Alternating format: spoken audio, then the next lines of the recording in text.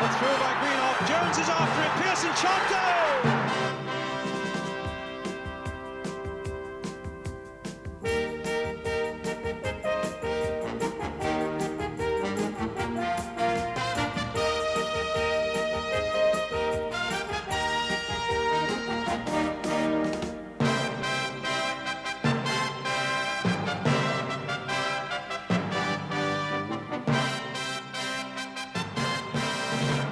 Welcome again to the big match. Today we bring you more action and more big names, and today we make one of our rare visits to the lower leagues, to the 4th Division, for the game between Watford, the league leaders, and challenging Newport County.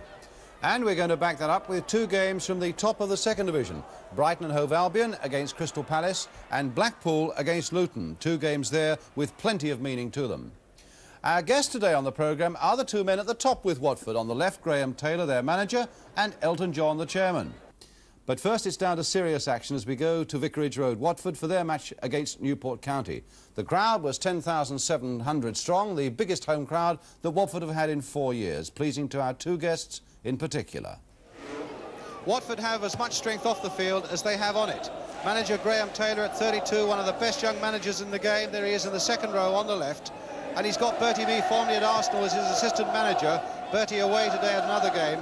And alongside him, of course, Chairman Elton John, who knows that it's hard work as much as anything that he can provide financially that will eventually take Watford to a higher status. Together they fashioned this Watford team that stands on top of the 4th Division. It's at full strength and has lost only once at home, and the goal scorers to watch out for in the main are number 9 Ross Jenkins, formerly of Palace, who's got 7, and number 11 Alan Mays, formerly of Queen's Park Rangers, who's got 6. They have the look of a good attacking side. But Newport County come with attacking problems. Top scorers Eddie Woods with 10 goals and Brian Priest with 6 goals are both out of action, and filling one of the gaps is that old faithful Brian Clark, a striker that I'm sure all Millwall fans will remember well. The goalkeeper, incidentally, is Gary Plumley, son of Eddie Plumley, a secretary at Coventry City. Sam Ellis of Watford, formerly with Lincoln City, is a man Graham Taylor has bought from his old club. Stability in the defence here. And his other signing is the number 10 Ian Bolton, a man they brought from Notts County. Newport's number 5 Ron Walker should know this place pretty well because he's a former Watford player as a junior, and Brian Clark is a striker with more than 200 goals to his credit. The referee is Roger Kirkpatrick from Leicester, and by 4th Division standards, what a good crowd we've got here at Vicarage Road for this important 4th Division game. So Watford get us away, shirts of gold, shorts that are black, attacking the goal to our right. Top of the table, their defeat last week at Aldershot was their... Previously they'd only had 1 defeat in 11, but it's equally good to see Newport County all in white here today after so many seasons of disappointment. Colin Addison working wonders down there in Wales. Newport, in fact, lying 6th in the table. Newport have lost only 1 of their last 7. But of course, what a match for them to come to without their 2 top scorers, Eddie Woods and Brian Priest.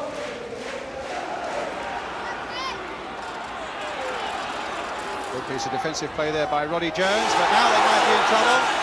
Bobby Downs taking the ball up for Watford. Oh, and it might come. Oh, and it's finally knocked away there. Tremendous shot by Alan Mays, number 11. And somehow Gary Plumley got his knees to it. The whole defence missed that across as it came over. Mays caught it well. It hit Plumley on the knees, behind for the corner. So a corner then for Watford, played short.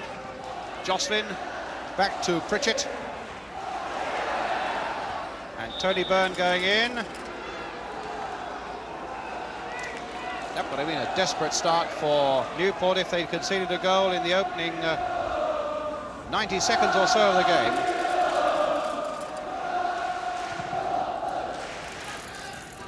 Clark's header. Goddard slipped, and now allowing it to go through to Rankin. Here's Trevor Howe. Just a bit too high, though, for the number 8 Keith Mercer. Between Jocelyn and Howe, and a throw to Newport. Tony Byrne with it.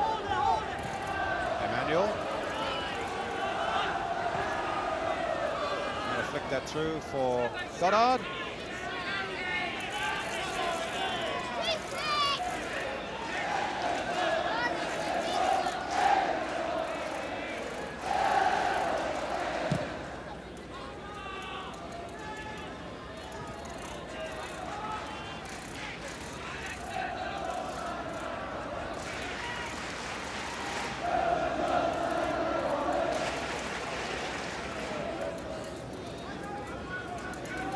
Derritt again with a Newport throw.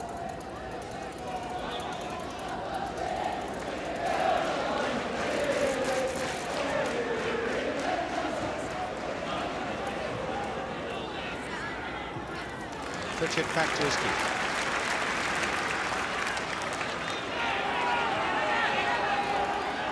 Trevor Howe. Sam Ellis. A long ball forward. Telling him to chase after that. Oh, and look how far Plumley has come out, right outside his area. He can't pick it up. But he kept his head very well indeed, but he didn't make touch, but now it's there. Now Watford again with God. Mercer playing it back for Pritchett. Downs, or rather Pritchett now. That's a very good cross indeed. Ross Jenkins is up there with a header, just right in there. Really shows again not only the value of good crossing, but have somebody at the other end of that cross, as Ross Jenkins was. He got up so well, nodded it down, and Roger Jocelyn couldn't finish it off. Bolton. Now Emmanuel. Pritchett heading it away. Bolton again. Chipped forward again for Mercer. Bolton again. Oh, Mercer's after it, so is Downs on the far side. He's beaten his man. And it's there, and it goes down to the number 8, Keith Mercer.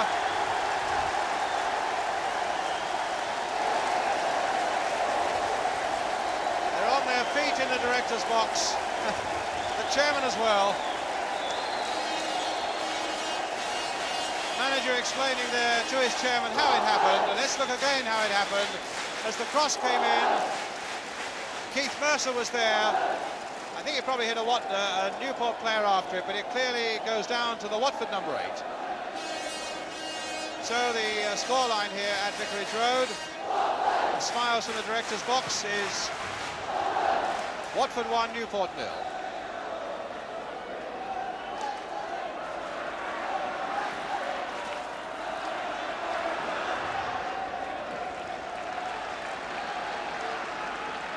Throw to Watford.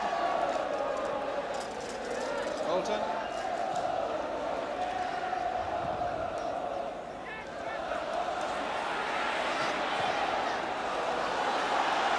Now Alan Mills.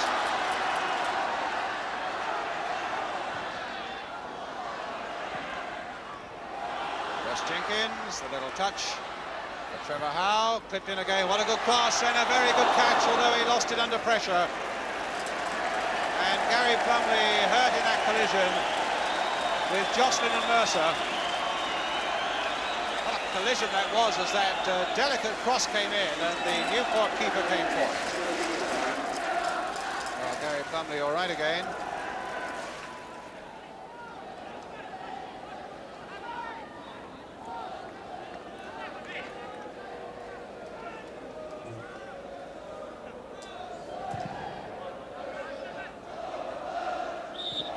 Push by Sam Ellis on Brian Clark, free kick to Newport.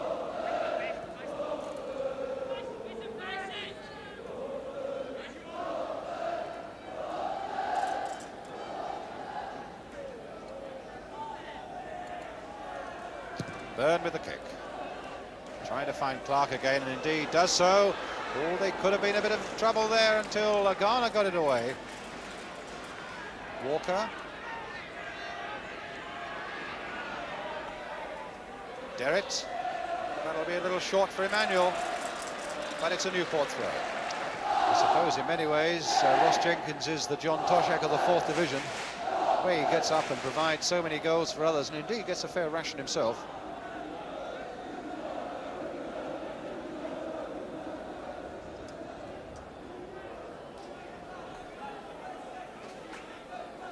Goal kick.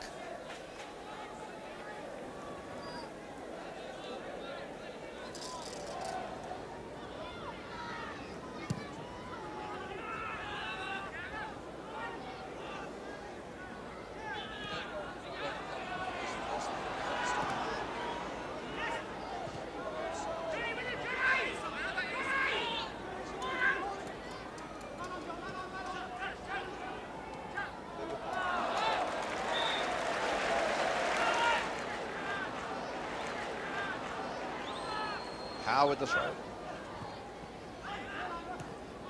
Emmanuel. Well, he's gone past Howe, he's got Relish here, and he's got Goddard in the middle, and Clark, and Williams coming in quickly. Sam Ellis got it away for Watford. And now a chance for Watford to break away with Alan Mays. Jenkins up front.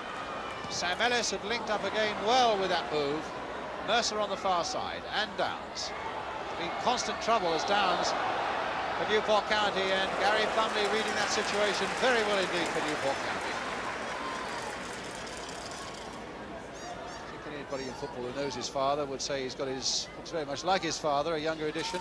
Gary Plumley, the son of Eddie Plumley, the Coventry secretary.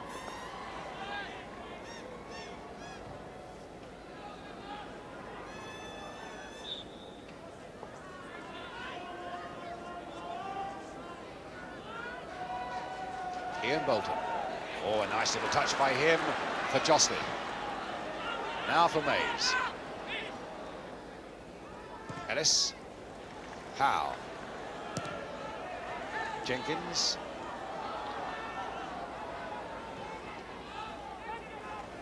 Jocelyn again.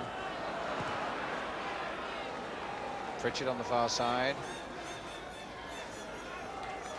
Played in again for Pritchard. A nice little chip there for Mercer. Backward header. Mays trying to get up. Mercer trying to get in. Played back again.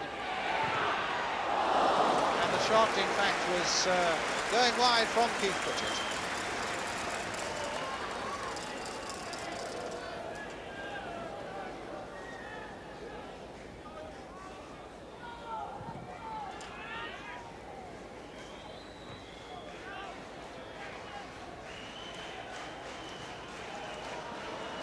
Walker for Goddard. Clark switching it wide now for Williams. Calling for a cross, and he's provided it, and Rankin's got the catch.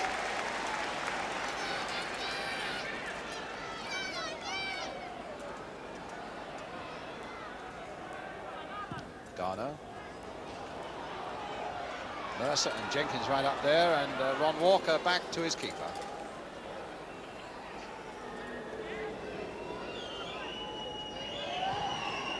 Last few seconds of the first half now.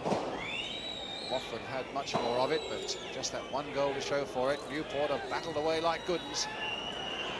Clearly, with their two top scorers in the side, they would be quite a formidable all-round team. And offside there against Keith Mercer as the whistle goes for half-time. Blown by Roger Kirkpatrick. And it's Keith Mercer's goal that separates the two sides. That header by him. I must say, though, that in the Newport County goal, Gary Plumley has looked a pretty useful performer. Made one or two very good saves. Well, the half-time score then at Vicarage Road is Watford 1, Newport County 0. We'll be right back with you with that second half.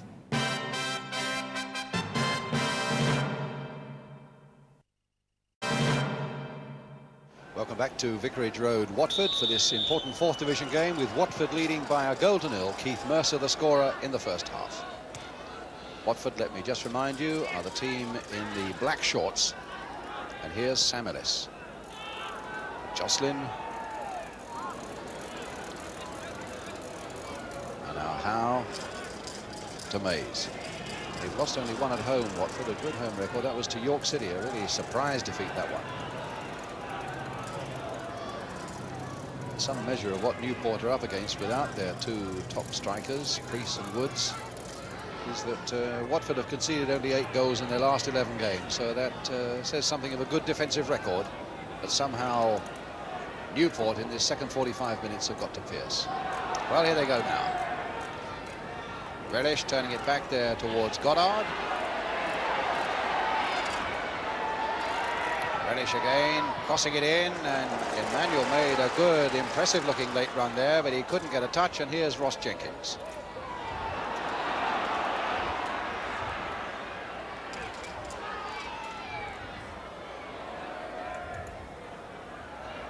All the tricks coming there from Roger Jocelyn.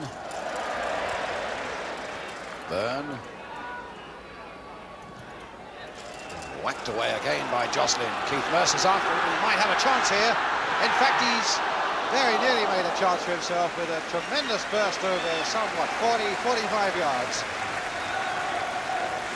Really put the pressure on those Newport defenders. Madison, the Newport manager, in the centre there.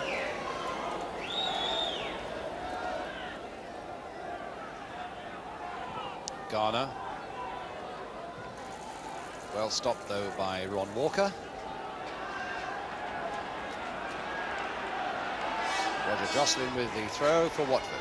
No, he's going to leave it for Alan Garner. Now, is he the possessor of a good, long, deceptive throw? Lining up for one. What a good, long throw it is. And, in fact, Ron Walker judged it well. Defenders always find it difficult. It comes in at a different angle. And he was quite content to give away that corner. So Keith Pritchett, again the left-footed defender with the corner that requires a good, accurate left foot. Jenkins right in there, fisted away by Gary Plumley that time. Ian Bolton's there. That's well wide. I notice that the Watford chairman has also left the director's box, and he's coming down onto the bench with his manager. There he goes, Elton John. Downs, Jenkins, Jocelyn, nice ball played there. If Mercer can get to it, although I fancy the odds must be on Byrne. Oh my word, he's brought his man down. A free kick. Well, Mercer was doing a lot of hustling there. But in point of fact, Tony Byrne lost his footing. And although he's being spoken to quite severely there by referee Roger Kirkpatrick, I don't think there's any doubt at all that it was a clumsy challenge and no more. No yellow cards. And I'm sure that's right. Just as it had to be right that it's a free kick for Watford. A situation really that shouldn't have caused Newport any trouble at all. But now we'll see. Ian Bolton, the man with quite a dig.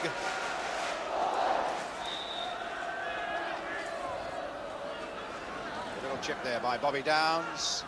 Oh, and Mercer very nearly got in on the blind side. Derek just maybe put him off enough. Not to be outdone, Newport County also warming up their substitute, Ray Guscott.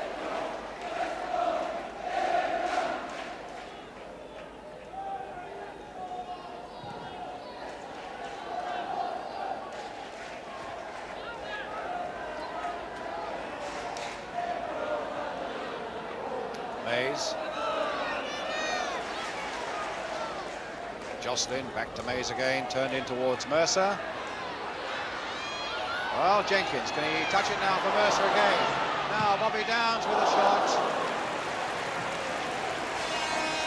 Newport, in fact, haven't defended at all badly after that early-ish goal from Keith Mercer. Giving very little away.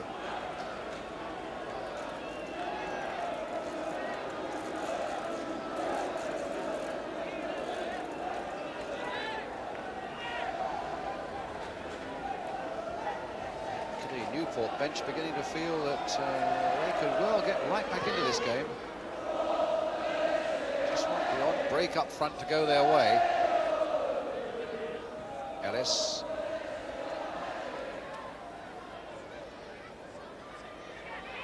Bolton. Ellis. Downs, nice bit of play there by Watford, and here's Mercer with Ross Jenkins in the middle. That's not a particularly good cross, although in the end Alan Mays very nearly made something of it.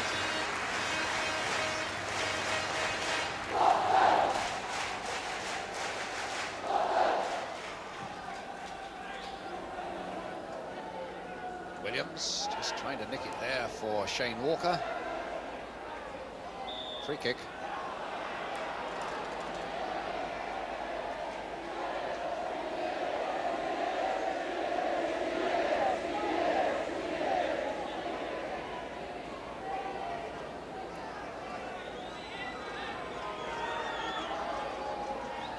Emmanuel with the Newport free kick. Brian Clark trying to get in on the far side, and in fact his determination won a corner for Newport. Number 8, Brian Clark. 6 for Watford, Alan Garner. In fact, you'll notice Ron Walker, the big number 5, has come up there. So too has Roddy Jones. Rankin getting it and then losing it, and it came off the referee. My word, that very nearly was a sensational goal, because that was knocked against Roger Kirkpatrick when he looked as though it might go behind, and suddenly it was right back in a 6-yard situation again until the ball was finally grabbed by Andy Rankin. So Newport bringing their substitute on there, taking off, I think, the number 9, yes, Howard Goddard, and Ray Guscott, but that on trial for Bristol City comes on for them.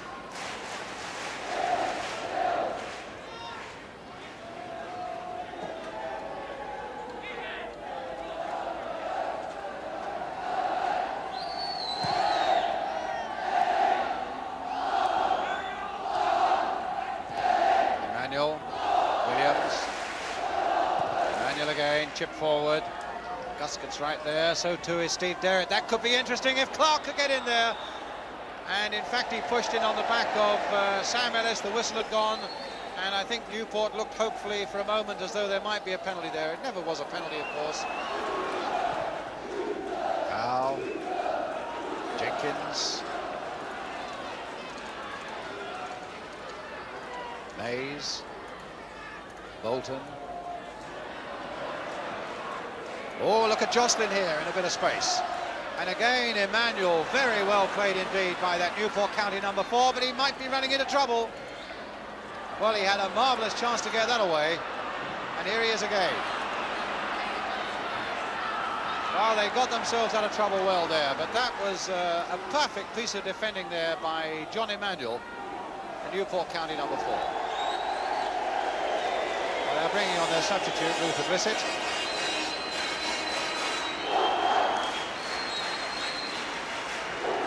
Like Alan Mays, yes, number 11, Alan Mays, who's going off. The name for Newport. This is Brian Clark. And now Roger Jocelyn. Played wide for Luther Blissett. Ian Bolton. Howe to Jocelyn. He's kept it in. Now, what sort of cross? Luther Blissett's there. Bolton. Played for Downs. It's not a bad shot. It is a goal! Number 7, Bobby Downs. Well, a bit of relief there.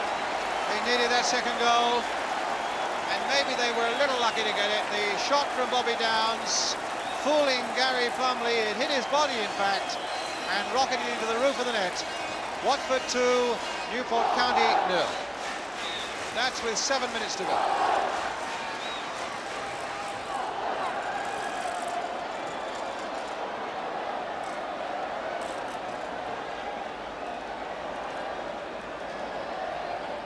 Another Watford player down. In fact, I think it's Trevor Howe again. Yes.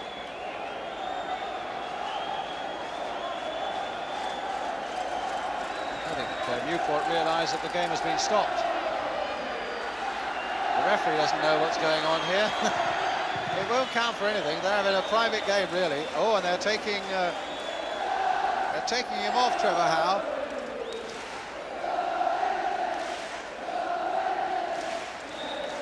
So for the last 6 minutes or so, Watford need to play with 10 men. They've already got their substitute, Luther Blissett, on.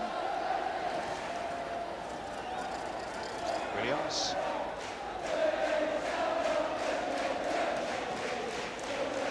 Byrne. And Jocelyn getting it away. Ross Jenkins is right up there. Oh, he's doing well. And Derrett playing it very sensibly, getting a bit of length and distance on it, but it's only gone as far as Jocelyn now. Here's Pritchett. Now, can Downs get in on this one? Hit low across the goal, way behind. The idea was a good one. If he could have pulled it back just a yard more, it might have been even better. Good jump there. Now it comes though to Luther Blissett. Now, will there be a blistering finish to the game? My word, there very nearly was. It's a goal kick though.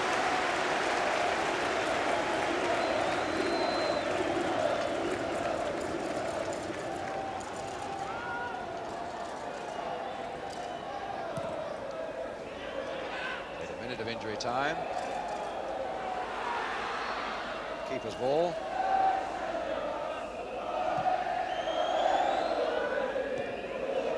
Clark playing it wide for Shane Walker.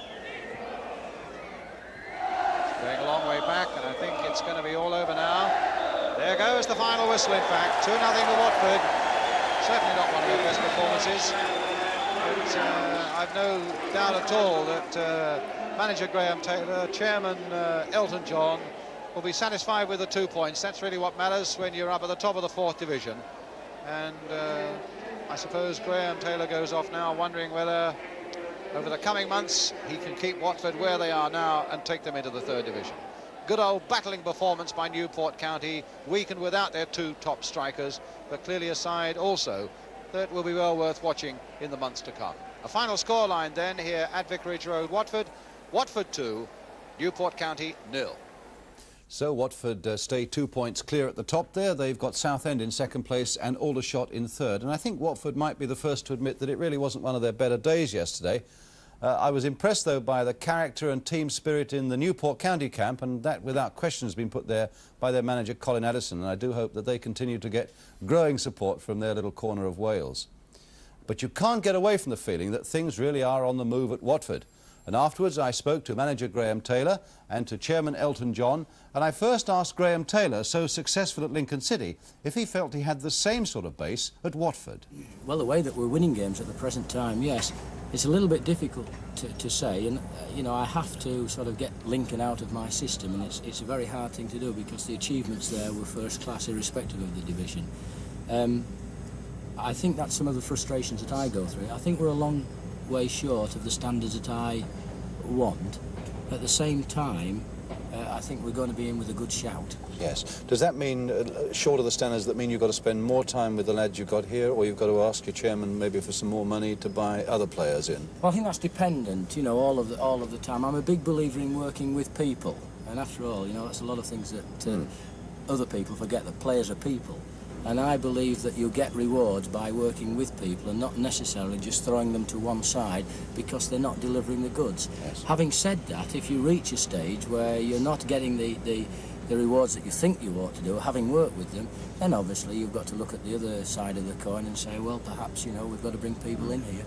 Elton, you've brought Graham to the club over a long period, something like 5 years. You've made him one of the best paid managers in the game. It's reported at £25,000 a year.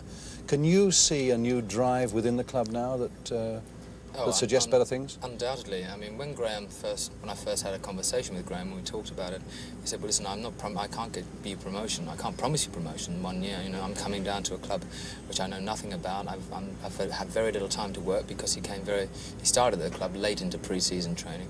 So, really, the results so far have really overjoyed us because he has really had a hell of a lot to do in his personal life, as well as moving down, as well as dealing with the players and everything. But as far as drive goes, I've never met anybody quite like him. I know I've set myself an example because I knew I owed it to Graham. I don't drink anymore. and I don't eat anymore. But I get up at 9 in the morning because that's the only time. He hadn't said to me, "Listen, you're fat, or you should stop drinking." Now, don't kid me. Is this true? This is absolutely true. I thought, God, I've got to keep up with him. He's like a little dynamo, you see. So I thought I've got to really keep pace, and he has that influence, and it's brought discipline into the club, which we are woefully lacking, and we still have a long way to go in that respect, because we've set our sights on the second division in 5 years, but we're lacking in several departments. But we're hoping to set things right. Graham brought Bertie and me into the club. And I think we're approaching things the right way, but I don't really see that we've gotten hold of ourselves quite right yet. But it's coming. I mean, Graham pointed out so many deficiencies within the club that I wasn't aware of, and being a young chairman, I was grateful for that. Having said you're one of the best paid managers in the game, and I apologise for harking back to that again, but you're also one of the youngest, and you've really known nothing but success. Does it worry you a little bit that one of these days it's going to go the other way, and wonder how you might cope with it?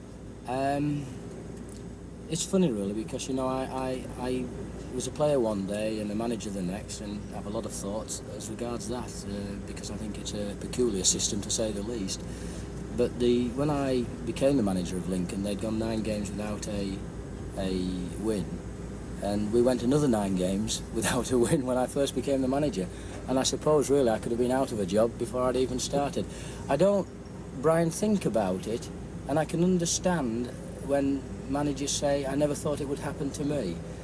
I believe in being positive. I expect to win every game, and yet I think I'm realistic enough to know that I'm not going to win every game. I think I can cope with defeat, and if in the small period of time I've been a manager, I think if there's anything that I've learned, any little secret, if there is a secret to it, it's knowing how to lose. It's not knowing how to win. It's knowing how to lose. Yeah. On a personal note, you've had a hell of a week of it, really. You've flown back from America this week. Yes. You've seen the game today, and tomorrow, this weekend, you've got to do what? I've got to do the Muppets. He said, I don't know if I'm going to keep a straight face through that one, but I'm really looking forward to that. It may mean I have to miss some of the game on Tuesday night because we got West Bromwich Albion, and after their performance today, you may yes, they may well miss it. But no, this is only about I think it's the 3rd match I've missed all season, and every match I've missed we lost 1-0. So I'm trying to stay. But you were telling me you've got contingency plans if the Muppet recording goes on fairly long to get to West Bromwich. Well, they said they usually finish at 8, and but they said they'll try and get me out by 6. I have a helicopter waiting straight away to take me up there. I said to Graham, if I'm there only 5 minutes from time, I'll get there, because the lads have done well to get so far. They're the only 4th division team left in the competition, and I owe it to them as their chairman to go up there. And even if we lose 25-0, we're going to have a meal afterwards and say well done. Congratulations to both of you, to Graham and to Elton, 2 young men who clearly are doing it the right way. And I must say, I love that suit and that tie. It's fine, isn't it? Isn't it? Yeah. I mean, you look quite I'm saving up for the rest of the collar, actually. Graham, Elton, thanks a lot. Thank you.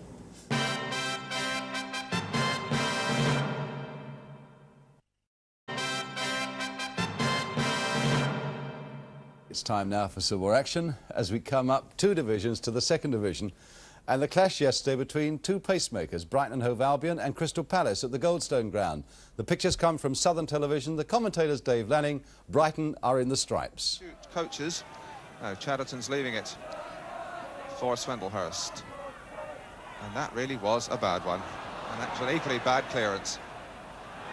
But now, O'Sullivan breaking away, finding Ward. Ward in a man-to-man situation with Peter Ward, and Ward is round him, and he's got Potts in the middle, and he's again turned. Can he get it across? He can, but it's just too much. But Potts is back in, and he's robbed Graham, and this is great danger, and Ward has missed that somehow or other. George Graham there, surely guilty of complacency, robbed by Potts, cut in, put it across just infinitesimally behind Peter Ward, and Ward is saying, sorry, I didn't know where it was coming from, but that was a real chance for Brighton. So, what's it going to be? A short one. O'Sullivan clips it in. Winstanley trying to find some room for that header, doesn't do so. Another corner then for Brighton and Hove Albion. Again, it's going to be Eric Potts with the first half running out of time now. 5 minutes left. Potts with the corner. Again, Piper getting up under it.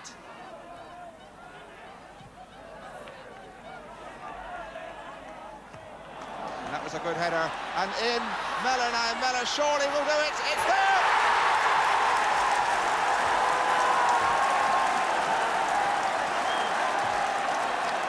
Well, the linesman has seen something. The Palace defence are protesting to the referee now. After being in a state of slumber for most of the first half, we have some drama. There's referee Crabb going across to Mr. Hazard from Surrey, and he says it's a goal.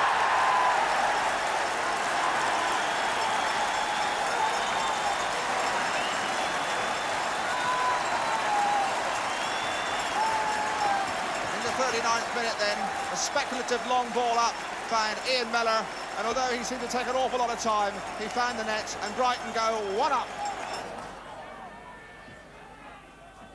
And that's a good turn there by Swindlehurst across the middle, and Graham Winstanley clearing the lines there. Somehow he found some space, Dave Swindlehurst, a nasty, dangerous cross, and Winstanley's boot conceded the corner, but Brighton will be grateful to give that one away. David Swindlehurst, big lad, this 6'1", taking the corner. Hilaire didn't quite meet that one, but Potts gets the clearance, and Potts going for his life down this left flank, and there he releases it for Ward, and Ward has gone round the goalkeeper. Peter Ward took his time and took just a bit too long. Still not gone, it's Eric Potts. Oh, that was a nice turn back to Horton. Horton fights off one tackle, chips it up to Mellor. Mellor swinging it back. O'Sullivan with a blockbuster, but well wide. The last 10 minutes of this match, Brighton still holding on to their lead. And one wonders if the big effort is coming from Crystal Palace. They haven't really looked that urgent, it must be said. And now it seems that Brighton are quite happy to hang on to 1 goal, and this is a big disappointment for this large crowd, expecting some adventurous, penetrative stuff, and it hasn't really come. Mellor, Lawrenson, Catlin's free on the right. Horton to Potts. That's a good ball in for Ian Mellor. Mellor, well, it's a little bit too ambitious for Eric Potts, and Kenny Sanson for Crystal Palace did well there. Chatterton flicks it on. Winstanley will eat that one. And there's a little bit of bother there between Winstanley and George Graham. The two big men in midfield having a little bit of a clash as Hilaire picks up the ball on the right wing, finds Chatterton. Chatterton has got Graham free. Harcook's made some space for himself on the left. And Hinchelwood's in the middle there. There's Hinchelwood, and there's a goal!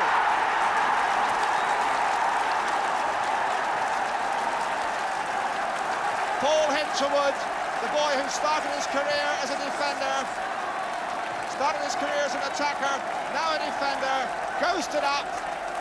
They didn't spot him in the Brighton defence. The cross came over, and there was Hinchelwood, and now it's 1-1.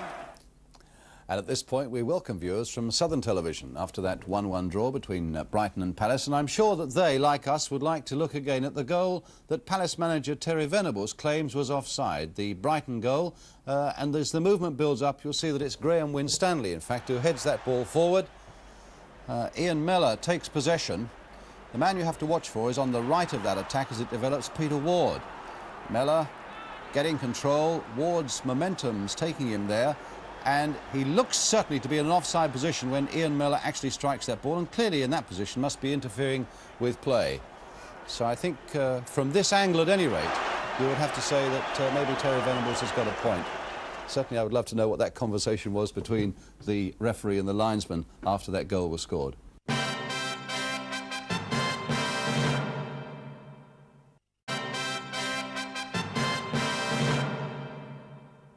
Well, our last game today is another from the top of the second division. It's Blackpool against Luton Town, who started the day in second place. The pictures come from Granada Television. The commentator's Gerald Sinstadt. Luton are in the dark shorts. Husband. Price. Went for Fucillo. West. Borsma.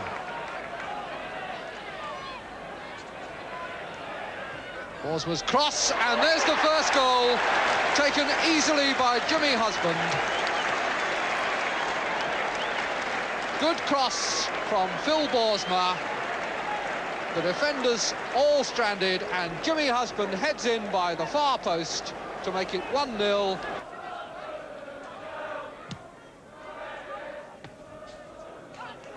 Milligan. Walsh. That's a good ball for Hatton. Mickey Walsh and Bob Hatton have really worked up a good understanding here, and Walsh tucked a lovely ball through for him there, and it was a very economical little shot of Bob Hatton's that just shaved the outside of the post. Good move. Gardner. Faulkner above Hatton. Now West to Ron Futcher. Hart for Blackpool.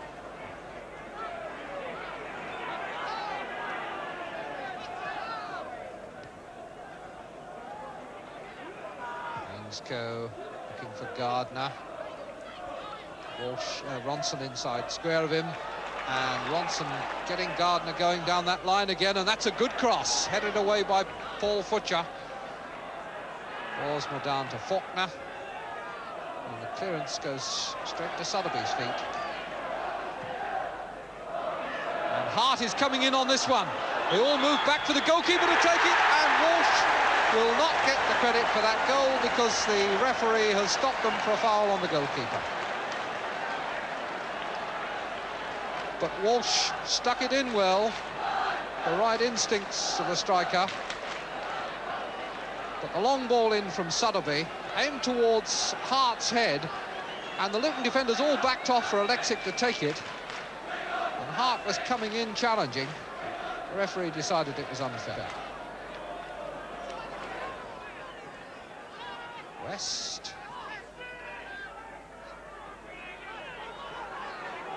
Gap open for him. Hill, pass was just too hard. Walsh back deep to collect that. Field by Milligan. Paul Futcher. Buckley.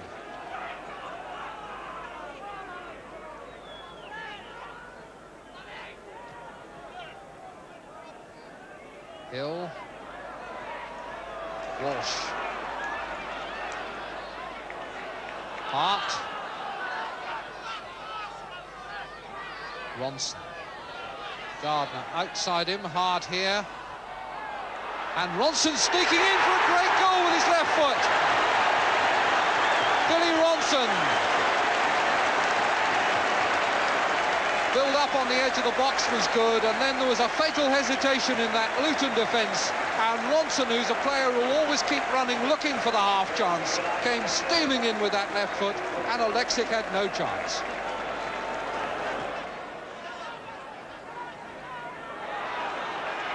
Ronson for Hatton, who is offside, knew the danger was there.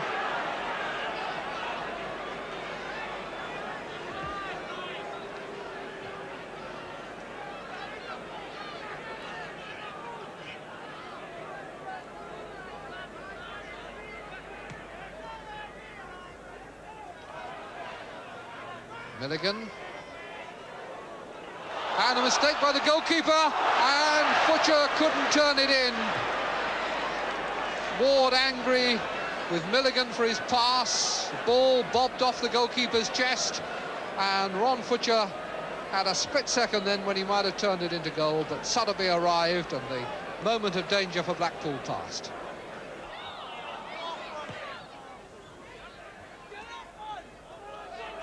Fucillo into the space. West. Hill. Finnegan back spoiling. Ainscough to Ronson.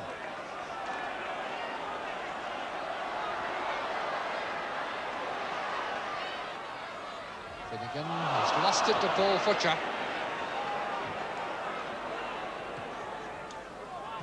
Gardner. McEwen's ball forward is a good-looking ball, chased in well by Hatton, and here's Ronson. And Walsh. And now Finnegan. Good work there by Luton. They got themselves into a mess. But once it had happened, one player after another just got his body in the way of the ball, and there were 4 shots in all blocked there in quick succession.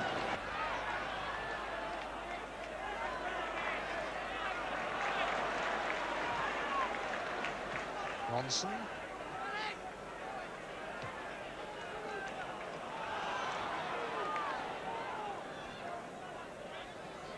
Jimmy Weston again.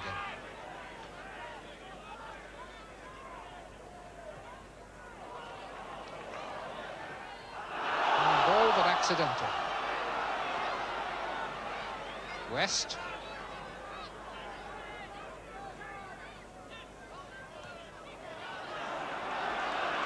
McEwen breaking for Hart's benefit. And in comes Ainscough.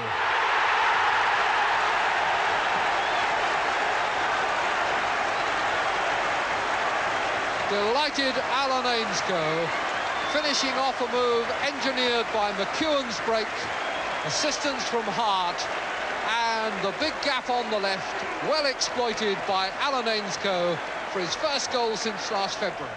Oh, that's it. Hope very much you've enjoyed the show today. It was nice to dip into the 4th Division, and that's where our last action comes from, the Watford-Newport game, a victory that kept Watford on top. The strongest link in any club is the relationship between a manager and his chairman. At Watford, Graham Taylor and Elton John have got the right mix, and with it, they've got a winning team. He's beaten his man, and it's there, and it goes down to the number 8, Keith Mercer. Downs.